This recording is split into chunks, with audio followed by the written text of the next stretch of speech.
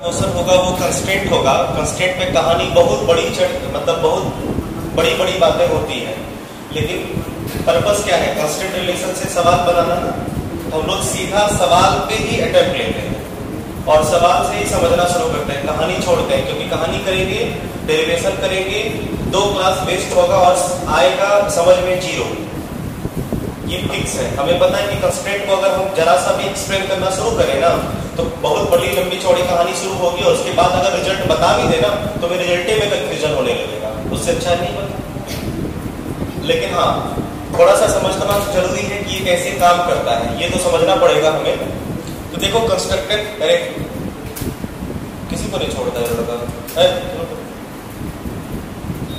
Constant मतलब होता है रिस्ट्रिक्टेड। जैसे कि इससे पहले आपने ये मोशन देखा था,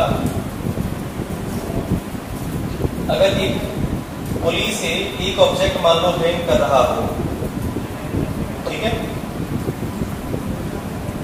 कुछ ऐसा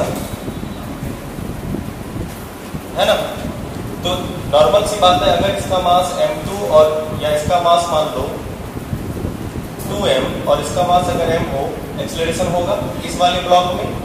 तो ये वाला ब्लॉक जो मूव कर रहा है वो अपने मोशन की वजह से इसे भी बोलता है तुम चलो मेरे साथ। किस स्पीड से? सेम स्पीड से, नहीं सेम एक्सेलरेशन के साथ। भाई ये तो खुद तो चला ही, और जो इससे कनेक्टेड है वो भी चलना शुरू कर देगा इसके मोशन की वजह से। तो ये इसे फोर्स करता है कि भाई हम तो जा ही रहे हैं, क्योंकि तुम हमसे अटैच हो तो तुम भी चलो, ठीक। तो इसमें कंस्टेंट, ये भी एक कंस्टेंट मोशन हुआ, क्योंकि इसका मोशन इसके मोशन पे डिपेंड करता है। तो ये रिस्पॉन्सिबल हुआ इसमें मोशन प्रोड्यूस करने के लिए, मोशन कंस्टेंट होगा। जब भी किसी एक ऑब्जेक्ट का मोशन दूसरे ऑब्जेक्ट के मोशन पे डिपेंड करे, मोशन आपका कंस्टेंट होगा, रिस्ट्रिक्टेड होगा। इसका मोशन रिस्ट्रिक्टेड है, ये रिस्ट्रिक्ट कर रहा है इसे, क्लियर। अब इसमें हमने क्या देखा कि इसमें जब एक्सेलरेशन, दोनों ऑब्जेक्ट का मोशन मतलब दोनों ऑब्जेक्ट का एक्सेलरेशन सेम है, इसमें एक्सेलरेशन सेम हुआ। इस केस में आपने क्या देखा कि दोनों का जो एक्सेलरेशन है, एक्सेलरेशन इस ब्लॉक का सेम है। लेकिन हमें उस तरह के प्रॉब्लम को बनाने हैं जो कंस्टेंट, इसमें आपको कंस्टेंट रिलेशन नहीं लगाओगे तो कोई फर्क नहीं पड़ता। रिलेशन क्या होता है कि जितना डिस्टेंस ये नीचे आएगा उतना डिस्टेंस ऊपर जाएगा। डिस्टेंस को टाइम के रिस्पेक्ट में डिफरेंशिएट करो, वेलोसिटी आएगी, वेलोसिटी को टाइम के रिस्पेक्ट में डिफरेंशिएट करो, एक्सेलरेशन आएगा। नहीं समझे? कंस्टेंट का जो बेसिक है, सीधी सी बात है, सीधी सी बात ये समझो कि अगर ये इक्विलिब्रियम में से छोड़ दिया जाता तो ये नीचे जाता। मान लो ये नीचे कितना गया? x, तो भाई ये जितना x जाएगा, मान लो ये x1, तो ये मान लो ऊपर गया होगा कुछ, है ना, ये कुछ ऊपर गया होगा, यहां से यहां तक ऊपर गया, नहीं ये कितना ऊपर गया? सेम डिस्टेंस ऊपर गया, x2। अगर इसका एक्सेलरेशन मान लो a1 और a2 तुम करना चाहो, कंस्टेंट रिलेशन जो बनता है वो तुम्हें बता दो। उसका बेसिक क्या होगा? इसका मोशन होगा, इसका मोशन क्या हो गया? x डिस्प्लेसमेंट को अगर तुम डिफरेंशिएट करो, ये चीज और कि x1 और x2 का वैल्यू हमेशा कांस्टेंट होगा। x1 प्लस x2 जो भी होगा वो, जैसे ये मान लो 2 मीटर नीचे गया, ये 2 मीटर ऊपर गया, इसका वैल्यू जो होगा वो हमेशा कांस्टेंट होता है, ठीक है। तो इसको जब तुम डिफरेंशिएट करोगे तो क्या होगा? dx1/dt प्लस dx2/dt, और कांस्टेंट का डिफरेंशिएशन 0। अब dx1 तुम्हें क्या देगा? वेलोसिटी v1, ध्यान से देखो, वेलोसिटी v1 टाइम के रिस्पेक्ट में पोजीशन डिस्प्लेसमेंट को तुम ये डिस्टेंस को डिफरेंशिएट करें, वेलोसिटी देती है ना, फर्स्ट डेरिवेटिव डिस्प्लेसमेंट का, प्लस v2 इक्वल टू 0। अब जरा देखो यहां से एक रिलेशन तुम्हारा आया v1 equal to minus v2। क्या ये सही लग रहा है तुम्हें? बिल्कुल सही लग रहा है। इसकी वेलोसिटी का डायरेक्शन देखो और इसकी वेलोसिटी का डायरेक्शन देखो, सेम वेलोसिटी से अपोजिट डायरेक्शन में नहीं चल रहा है, कंस्टेंट रिलेशन हुआ। उसके बाद अगर हम dv1 समझो dv1/dt करें और प्लस dv2/dt करें, इक्वल टू फिर से 0 आएगा ना। तो इस केस में आपको क्या दिखेगा कि a1 प्लस a2 बरोबर 0, मतलब a1 equal to minus a2। और देखो क्या सत्य बात था, सही बात है कि नहीं? बोलो, a1 माइनस a2 के बराबर होगा एक्सेलरेशन इसका, मान लो डाउनवर्ड, अगर तुम डाउनवर्ड नेगेटिव ले रहे हो तो ये पॉजिटिव हुआ, या ये पॉजिटिव तो ये नेगेटिव है कि नहीं। तो यही कांस्टेंट रिलेशन डिफाइन किया जाता है। ये सिंपल हमने आपको समझाया। अब इसी में 3-4 कोई लेके इसी चीज को किया जाता है, 3-4 रिलेशन आता है। हर एक्सेलरेशन, हर ऑब्जेक्ट के एक्सेलरेशन के साथ अलग अलग रिलेशन आता है। उसका जो बेसिक है यही है, और हमें ये इस तरीके से सवाल को नहीं बनाने, इसका तोड़ है, और वो तोड़ तुम्हें समझना है। बेसिक यही है, करते इसी से है, ठीक है। अब बोलो कि एक तो ये हुआ कि जब एक्सेलरेशन हमारा सेम है, देखो यहाँ पे एक्सेलरेशन सेम हमें लगा था, यहाँ पे हमने प्रूफ किया कांस्टेंट रिलेशन लगा के, मतलब ये चीजें कांस्टेंट होती है, जितना ये ऊपर जाएगा उतना नीचे उसका सम हमेशा कांस्टेंट होगा। ये टेक्निक का यूज किया गया इसमें, एक्सेलरेशन सेम आया। अब एक केस होता है जो ज्यादा परेशान करता है कि जब एक्सेलरेशन डिफरेंट हो, और वो प्रॉब्लम मेन है, ये तो हम लोग ऐसे भी सॉल्व कर सकते थे। दूसरा केस ये समझो कि एक ऑब्जेक्ट है,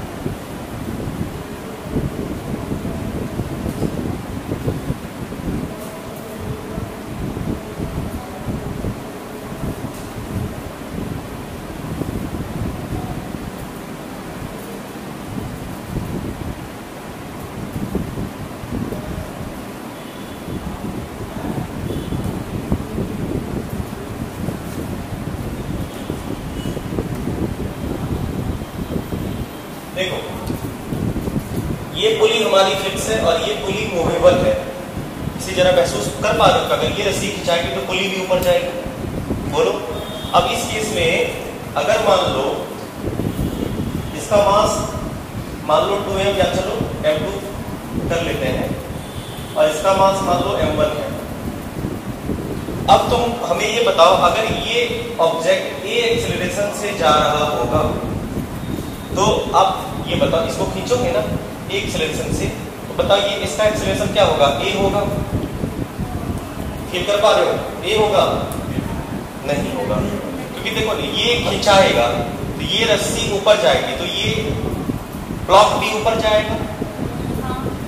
नहीं, अब ये रस्सी अगर मान लो x खिंचाई, x रस्सी मतलब ये रस्सी अगर मान लो x खींचेगा, तो ये ब्लॉक कितना ऊपर जाएगा, x ना। क्या से समझो, या इसको एक थोड़ा और जनरल केस बनाते हैं इसका।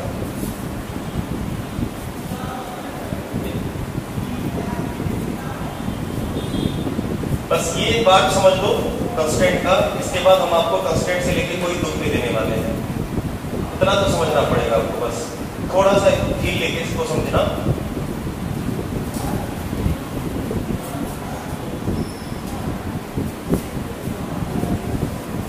हम ये कह रहे हैं कि ये पहले पुली थी, ये पुली यहां पे थी, इसे ब्लॉक लटका हुआ है मान लो,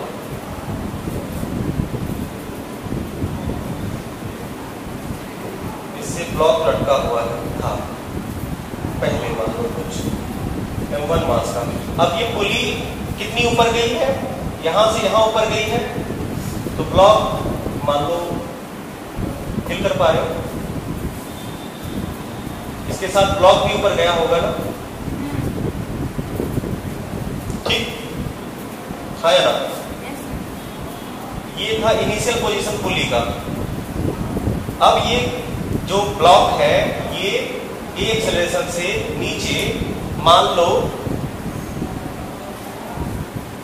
x खींचा, हाँ ये देखो ये एक्सेलरेशन से इसको यहां से उठा के यहां ले आया, तो रस्सी कुल मिला के इतनी ढीली हुई, ये x मान लो। आई बात समझ में? तो ये खिंचाव कितना आया, x लेंथ का खिंचाव आया है इस रस्सी में, इसने खींचा।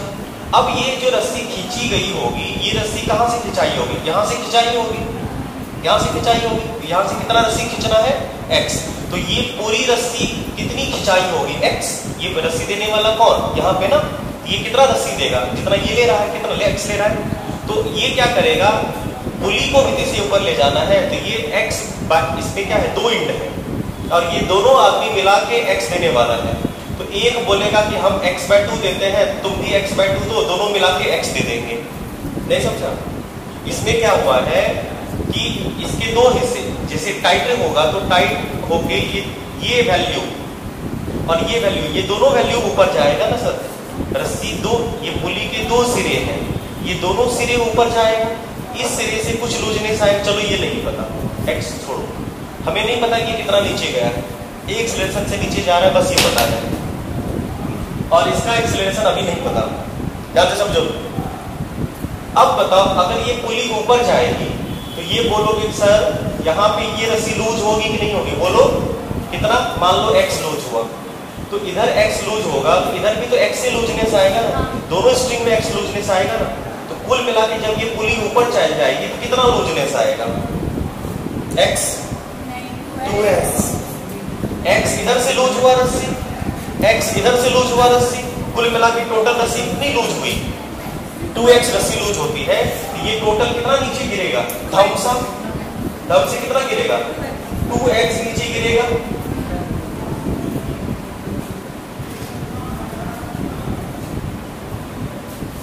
कर देंगे क्लास से बाहर, अगर किसी का नजर बोर्ड से इधर उधर रहा ना, क्लास से बाहर कर देंगे, यहाँ पे प्रवचन नहीं चल रहा है, होशियार हो तो घर में यहाँ फाइव पर्ची का लेके आते हो।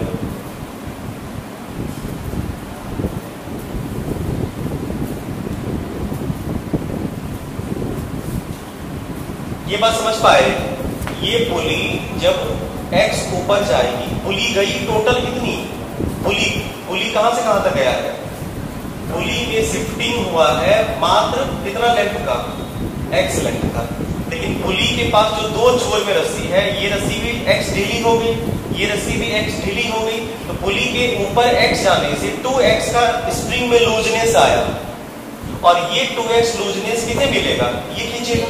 अब तुम ही सोचो, ये x डिस्टेंस ट्रेवल कर रहा है 1 सेकंड में, और ये 2x डिस्टेंस ट्रेवल करेगा उतने सेकंड में, तो बताओ इसका मोशन ज्यादा होगा ना इसके 2 गुने। अगर इसका एक्सेलरेशन अगर a हुआ तो इसका एक्सेलरेशन कितना होगा, नहीं समझे बात? ये बार एकदम एनालिटिकली हमने इसे सोचा, ये चीज हमें कंस्ट्रेंट भी बताता है, ये वाला तरीका, ठीक है। और कंस्ट्रेंट यही कहता है कि ये क्या है, ये वाला कितना गया है ऊपर, ये तो तुम्हें समझना ही पड़ेगा। ये जो मान लो x है और ये मान लो y है, कंस्ट्रेंट कहता है कि y इक्वल टू 2x हुआ, ठीक, y इक्वल टू 2x हुआ, सीधी सी बात हो गई। तो dy बाई dx dt कितना हो जाएगा, 2 dx बाई dt, हाँ यार। अब बताओ ये कितना देगा, इसका वेलोसिटी देगा v2 मान लो, और इसका मान लो इसका v1 मान लो, ये dy बाई dt v2 देगा, बोलो इसकी वेलोसिटी 2v1 नहीं आया। देखो ये सब बिल्कुल तुम्हें करना नहीं है, इसका एकदम निचोड़ बताए कि हम तुम्हें ये आया। अब अगर मान लो हम dv2 बाय dt कर दें which is equal to 2v1 by dt, बोलो बोलो तो नहीं समझा। ये मान लो a2 है और ये a1 है, तो बताइए ये a1 equal to twice of, sorry a2 ना, a2 equal to twice of a1, twice of a1, क्या यही हम बोल रहे थे? यानी इसका एक्सेलरेशन इसके एक्सेलरेशन के 2 गुना होता है, ठीक है। अब यही काम फिर एक पुली और डालेंगे, फिर रिलेशन बनाएंगे x y, ये कितना जाएगा, फिर 3-4 पुली डालेंगे, तो स्टेप समझ में आया ये कैसे होता है, इसे नोट करो, फिर इसका जनरल तरीका समझाते हैं। ये वाला ये समझ में आया, ये जो पूरे, तब तक तुम लोग छापो है, हाँ छापना है पूरा है। इसे ही एज ए क्वेश्चन हम ले लें इसी सिचुएशन को कि ये एक मूवेबल पुली है,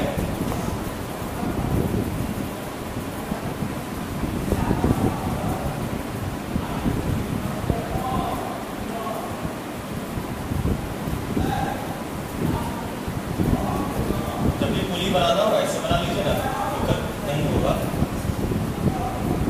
है ना। ठीक, अब ये मान लो फिक्स पुली है जिसका मास m है और इसका मास मान लो 2m है। ठीक, ये पुली फिक्स है हमारी।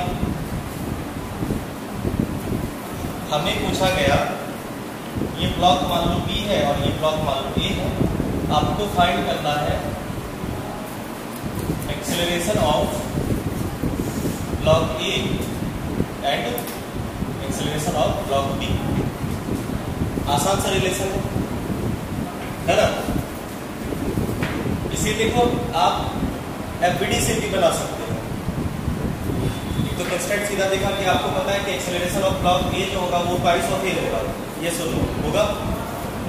दूसरा, अगर हम इसका FBD से इसे सोचे बनाने का, जरा ध्यान से देखो, इस पे नीचे एक्सेलरेशन नीचे हो रहा है, इसका एक्सेलरेशन मान लेते हैं A1 है, ठीक है, और इसका मान लो A2, इसका A1 और इसका मान लो A2 होगा, तो ऊपर ही ना इस पे टेंशन कितना लग रहा है T, फिर भी ये नीचे जा रहा है कितना 2mg से ना। इक्वेशन क्या बनेगा इसके लिए सोचो, 2mg माइनस इसका इक्वेशन बन जाएगा आपका 2mg minus T equal to 2ma 2ma1। Clear. अब दूसरा, अगर हम लोग ये FBD हो गया किसका, ब्लॉक A का, ब्लॉक A का अगर हम FBD बनाए ब्लॉक B के लिए, अब बताइए क्या ये स्ट्रिंग सेम है? हाँ है। इसमें जो टेंशन लगेगा वो भी T होगा और ये स्ट्रिंग सेम है, अगर हाँ तो इसमें भी टेंशन सेम लगेगा। अब बताइए इसका FBD बताओ तो, कोई mg ऊपर जा रहा है 2T, भाई तुम बोलोगे सर ये स्ट्रिंग अलग है ना, हेलो ये स्ट्रिंग मान लो T1 है, तो T1 इक्वल टू 2T तो होगा, है ना। अगर हम पुली का FBD बनाए, FBD अगर हम पुली का बनाए, समझो बात, ये देखो ये पुली है ना, ये वाला, इस वाली पुली में ये टेंशन T लग रहा है, ये टेंशन T लग रहा है, तो T1 इक्वल टू क्या होगा? ठीक, आई बात समझ में। तो T1 तो T1 2T के तो बराबर होगा ही ना। अब बताओ ये जो T1, इसका इक्वेशन अगर आप FBD बना रहे हो तो ये क्या हुआ, T1 ऊपर जा रहा है, तो T1 माइनस mg बराबर ma, तो T1 माइनस mg बरोबर ma2 आया। अब इस T1 के प्लेस पे 2T पुट करते हैं, 2T minus mg equal to ma2। अब बताओ T1 का वैल्यू वहां से लाके डाल दें यहाँ पे, इक्वेशन 2 हो गया, ये इक्वेशन 1 हो गया। सॉल्व करें इसे, जब आप इसे सॉल्व करेंगे तो यहाँ पे T का वैल्यू कितना है 2mg minus 2ma1 equal to T है। तो हम 1 और 2 से T को उधर लेके इसको लेकर, तो m रहेगा 2m आएगा g माइनस a1 बरोबर T। जैसे यहाँ पे सब्स्टिट्यूट कर देते हैं, इसे पुट कर देते हैं कहाँ पे, यहाँ पे 2T का वैल्यू कितना है 2mg minus 2ma1 is equal to, sorry इसके बाद माइनस mg बरोबर ma2 नहीं हुआ। बोलो कोई दिक्कत है? गड़बड़ है क्या कुछ? नहीं ना। 2T के प्लेस पे पुट कर दिए, ये हो गया आपका 4mg minus 4ma1 minus mg equal to ma2 m cancel. बोलो हाँ या ना, गड़बड़ लग रहा है। mg क्या चाहिए 3mg हो जाएगा ना, mg/3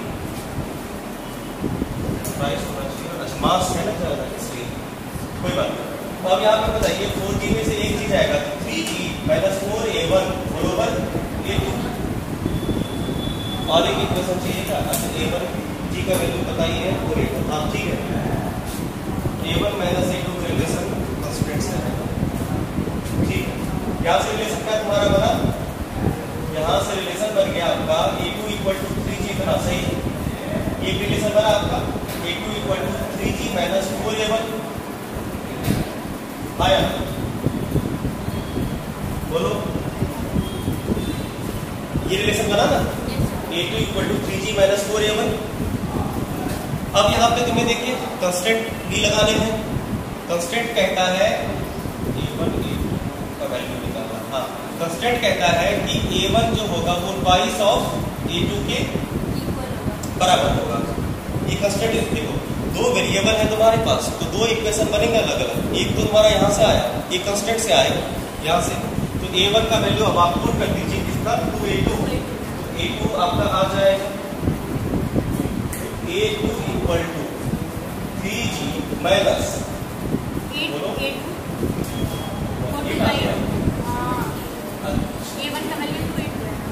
A1 का वैल्यू कितना है 2A2।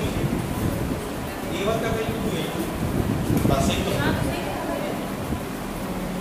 A1 इक्वेशन सही था, सही 4A2। हाँ sir, A2 equal to 2A1 होगा। ये ज्यादा एक्सप्रेशन से नीचे गिरता है ना, इसका इसके 2 गुना होता है ना।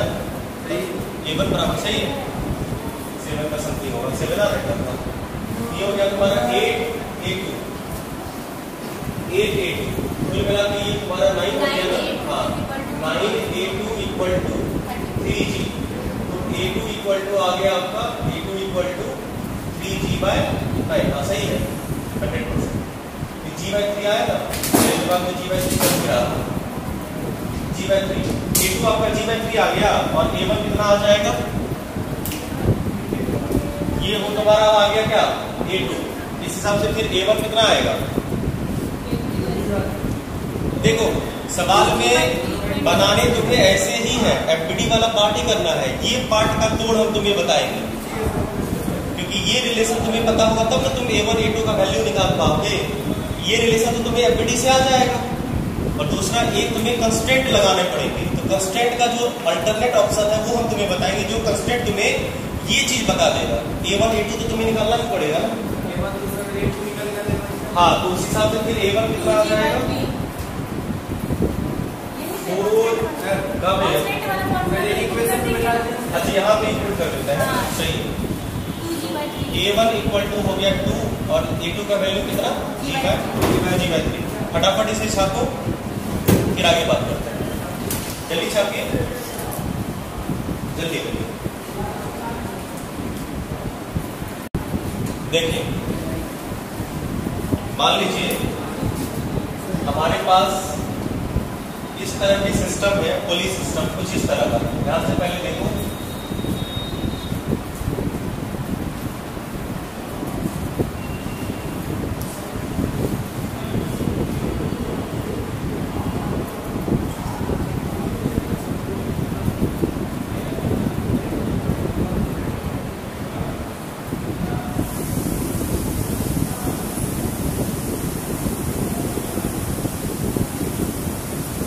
यहाँ पे फिक्स पुली है,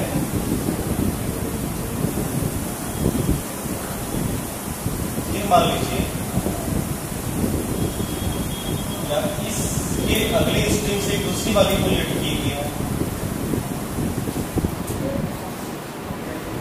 ठीक है, समझिए।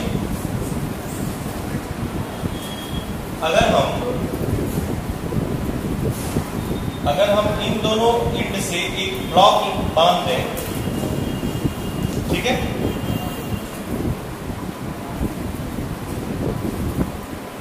इसका मान लो कुछ मास होगा M1 और इसका मान लो M2 कुछ होगा। अब हमसे ये पूछा जा रहा है कि अगर इस ब्लॉक का एक्सेलरेशन A है, मतलब ये हुआ कि अगर A1 आपका A है तो A2 बताइए। पक्का A2 तो इधर ही होगा ना, इस ब्लॉक का एक्सेलरेशन तो डाउनवर्ड ही होगा ना, वो A2 है कितना, A2 कितना है, क्या सेम लगता है तुम्हें? तुम्हें सेम लगता है? आओ पता करेंगे। अब तुम ये सोचो कि अगर ये x ऊपर गया, रिलेशन समझना, ठीक है, ये ब्लॉक अगर x ऊपर गया, ठीक है, अगर ये ब्लॉक किसी तरह से भी, मान लो एक्सेलरेशन हो रहा है तो ऊपर ये हैवी है, खींच रहा होगा, ये अगर मान लो किसी तरह से x ऊपर गया होगा ये ब्लॉक, तो रस्सी कितनी ढीली हुई ये बताइए भाई। x और x 2x ढीली हुई, इस रस्सी से पुली नहीं है कभी भी कितना, अगर ये x ऊपर जाता है तो रस्सी तो कुल मिला के 2x ढीली हुई ना, ये रस्सी x ऊपर, ये ब्लॉक ऊपर गया है कितना x, लेकिन रस्सी x और ये x दोनों ढीली हुई होगी। अब ऐसा सुनो सुनो सुनो, अब ये वाली जो रस्सी x ढीली हुई ये कहाँ ट्रांसफर की गई, इस पुली को x नीचे गिरा देंगे, बेटर समझो, ये वाला पुली से नहीं जुड़ा हुआ है, तो ये जो ढीला हुआ है ये ढीला ऊपर ही लूज हुआ है ना, ये लूज किसे देगा, सपोर्ट करेगा इसे, इस वजह से ये पुली कितनी शिफ्ट कर जाएगी, पुली कितनी शिफ्ट कर जाएगी x, एक पार्ट खत्म। तब तक उसी टाइम इंटरवल में, वही टाइम गैप में फिर बस किस्मतें खराब है। अभी यही 5 लाख टका दे के देखता तो टुकुर टुकुर देखता बात।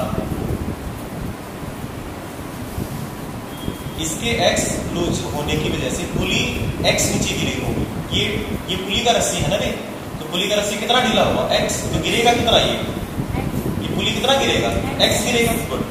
तब उसी टाइम इंटरवल में ये वाला रस्सी x ढीला हुआ, x ढीला हुआ तो रस्सी x ट्रांसफर किसे कराया गया होगा, डिलीवर किसे कराया गया होगा, इस वाले ब्लॉक को, तो ये भी कितना गिरा, तो यानी कि 1 सेकंड में ये इसके x ऊपर जाने से ये लूजनेस इसमें कितना आया, x आया, लूजनेस x आया। तो बताइए इस हिसाब से इसका एक्सेलरेशन कितना होना चाहिए, सेम टाइम इंटरवल में अगर ये x ऊपर जाता है तो ये पुली x नीचे आने की वजह, सुनो पुली जो x नीचे आएगा, ये ब्लॉक भी तो x नीचे आएगा, पुली नीचे आया तो ये पूरा सिस्टम नीचे आया ना। सुनो यहीं पे माजरा है, पुली यहाँ था तो पुली यहाँ ना आ गया, तो पुली के x नीचे आने से एक एक्स्ट्रा लूजनेस और x का आएगा पुली, पकड़ लो, सुनो सिचुएशन समझाते हैं। ये पुली यहां से गिर के मान लो यहां आ गई, ठीक है, पुली जो थी ना वो यहां से x आ गई, पुली x आई नीचे, भाई पुली x नीचे आएगी तो ये जो x का लूजनेस है, पुली यहां से यहां आ गई, इस पुली की अगर मान लो ये नहीं होता, तुम ही बोलो ये नहीं होता, पुली को x नीचे गिराते तो पुली यहां से उठ के यहां आती, पुली यहां से उठ के यहां कितना डिस्टेंस आई x, तो पुली का ये वाला हिस्सा भी x नीचे आया होगा, लूज हुआ होगा, और ये वाला भी हिस्सा लूज हुआ होगा, तो ये इसके x आने से पुली में x का नीचे आना 2x रस्सी को खींचना हुआ, तो ये एक 2x तो खींच ही रहा है, अभी रुको, अभी 1x तो इसका सपोर्ट करना बाकी था, नहीं समझा, 1x और सपोर्ट करेगा, कुल मिला के नीचे 4x आएगा,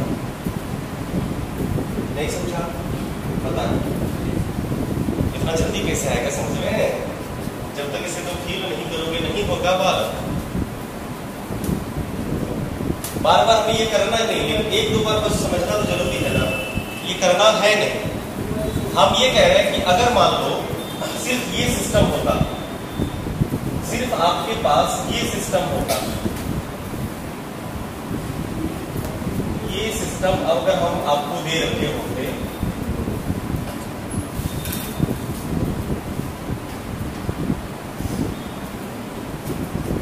बताना, देखते हैं आप तुमको क्या पकड़ते हो,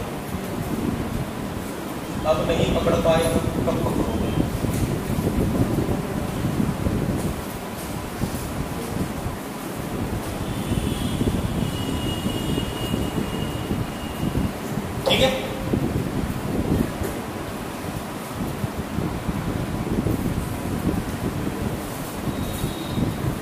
फिलहाल नहीं मानो।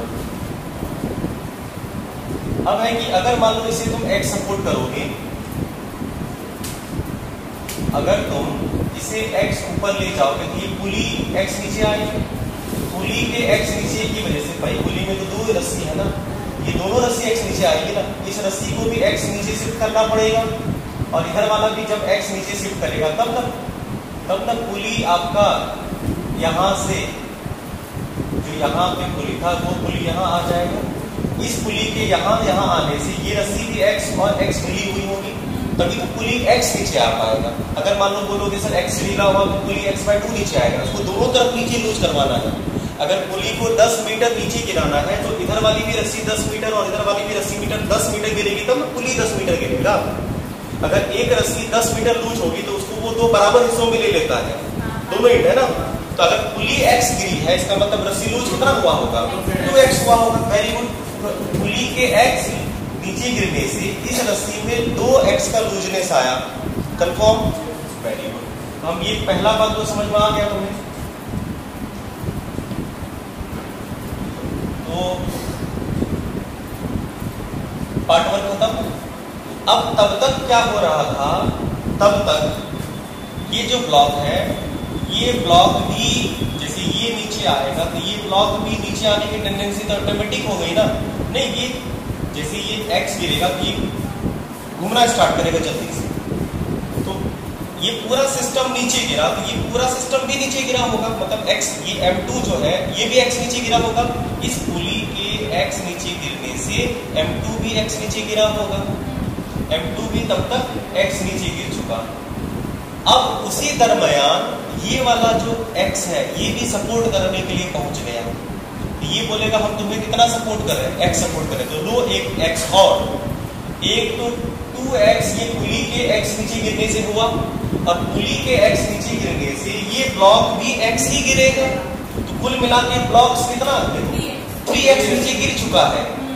लेकिन अभी बोला हम भी जिंदा है, हम x तुम्हें और देंगे, एक x तुम्हें देंगे ना भाई, ये तो एक ही x देने के लिए कैपेबल है ना।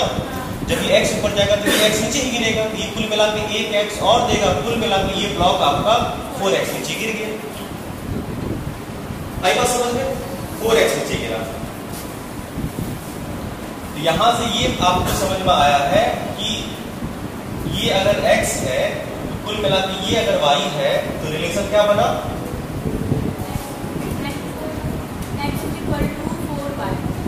x half y equal to 4x, y equal to 4x। अब अगर यहाँ पे करोगे तो तुम्हें ये समझ में आ जाएगा कि ये y क्या देगा, तुम्हें v2 देगा। तो v2 इक्वल टू 4v1 और a2 equal to 4a1। Differentiate करने से समझ पाए, डिफरेंशिएट करने से ये दिया, इसको छापो जल्दी। एक्सेलरेशन बताइए, इसमें एक पुली और लगाएंगे, सेम सिस्टम रहेगा, 3 पुली सिस्टम होगा और उसका एक्सेलरेशन इसी तरह से सोच के बताना है आपको। देखते हैं क्या करते हैं आपको।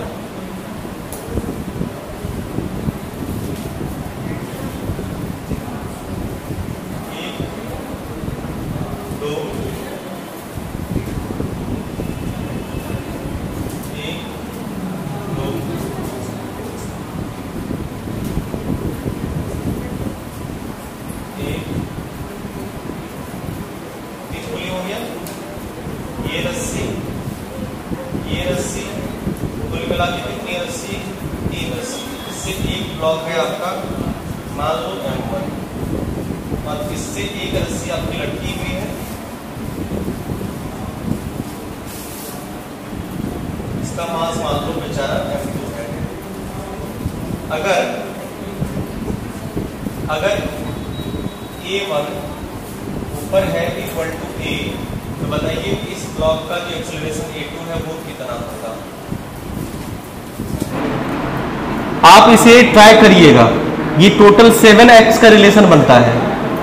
एक बार ट्राई करना खुद से, ये कितना ऊपर गया कितना नीचे गया, टाइम कम है इसलिए डिस्कस नहीं कर रहे हैं। ये अगर x ऊपर जाता है ना, ये मान लो अगर y नीचे गया तो कुल मिला के ये y इक्वल टू 7x के बराबर होता है। ये जाएगा, और 7x करोगे तो सीधी सी बात आ जाएगी आपका A2 बराबर 7A1 आएगा। एक बार खुद ट्राई करके देखना। इसका दूसरा तरीका जो है हम तुम्हें बताएंगे कल इस पे शॉर्टकट पे बात होगी, इसका डिस्कशन होगा। ये वाला तरीका नहीं फॉलो करना है, इस पे काम भी नहीं करने हमें, ठीक है, लेकिन शिफ्टिंग ऐसे ही कुछ होता है। क्लियर? इसको कल कंटिन्यू करेंगे, आज के लिए इतना ही।